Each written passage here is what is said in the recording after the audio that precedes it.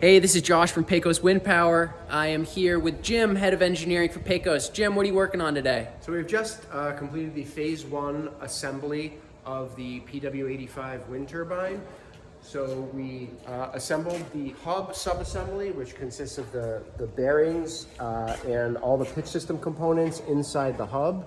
So having a pitch system allows us to actively rotate the blades based on wind conditions, which reduces noise and increases power production. We assembled this large subassembly onto the main shaft, and we got that bolted up and torqued up. We've also assembled the pitch system in the rear, which consists of a pitch knuckle subassembly, and then we've assembled that subassembly onto the turbine and the pitch actuator onto that.